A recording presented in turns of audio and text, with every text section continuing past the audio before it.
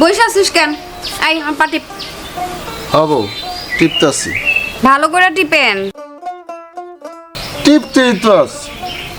এই কেমন করে টিপতেছস? ভালো করে টিপ। ভালো করেই তো টিপতাছি। কি আজিজ তুই সঙ্গে হয়ে বোর পাও টিপতাছস?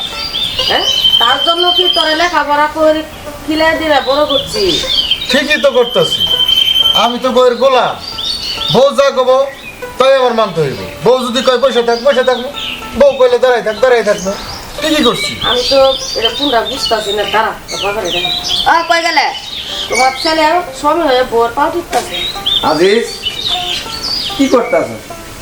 তুই বংশের ইজ্জত তো শেষ করে এই বংশ আমার বংশ না আছে স্বামী হ্যাঁ পাঠিয়ে আছে আমি না হয় শুরু করলাম। শুরু করলে মানে আমি তো বইয়ের কেনা গোলাম। বউ যা কব আমাকে তাই মানতে হবে। বইয়ের কথার একটা কথা আমি অবৈধ হইতে পারবো না। কারণ বাপরে কারণটা ভুলে গেছো গা।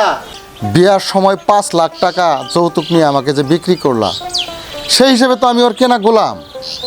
ভুলে গেছো? ওই 5 লাখ টাকা থেকে সামান্য 20,000 টাকা কম ছিল, ওইটাও আপনি মানেন নাই। এই কারণে আপনি আমার বিয়ের আসর থেকে নিয়ে আসবেন না।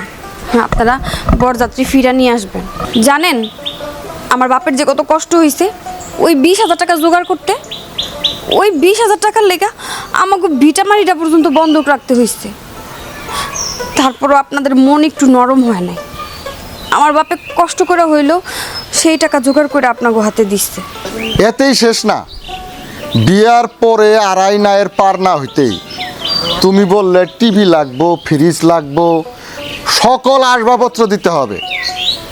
তারপরে আসবাবপত্রের মাধ্যমে তোমার চাওয়া সেগুন কাঠের খাটটা দিতে পারে নাই। তুমি সব আসবাবপত্র ফেরত দিয়ে দিলা, দিয়ে আবার নতুন করে নিলা। জানো তোমার চাহিদা মতো সব কিছু দিতে যায় আমার শ্বশুর একদম সর্বশান্ত হয়েছে। একটা মানুষ একটা মেয়েকে লালন পালন করে বড় করে শিক্ষিত করে কত টাকা খরচ করে, তারপরেও বিয়ার সময় এত কিছু কেন দিতে হবে? কেন তোমাদের এত চাহিদা পূরণ করতে হবে? গরু ব্যবসায়ী আর তোমার মধ্যে কোনো পার্থক্য নাই।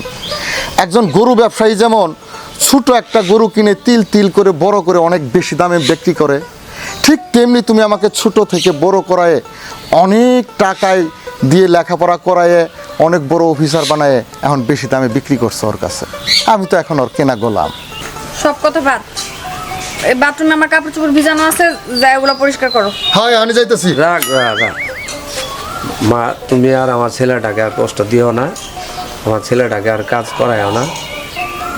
আমি তোমার বাবা টাকা পয়সা যৌতুক যা নিছি এটা তোমার বাবাকে ফিরিয়ে দেবো। আসলে আমাদের ভুল হয়েছে যৌতুক নেওয়া। আমাদের ঘরে মনে করো একটা মেয়ে শিয়ান হইতাছে, বড় হইতাছে, আমাদেরও তো যৌতুক দিতে যাইলে কষ্ট লাগবো। আঙ্গরে যৌতুকটা নেওয়া ঠিক হয় নাই। ঠিকই বলছো, আমাদের যৌতুকটা নেওয়া ভুল হয়ে গেছে।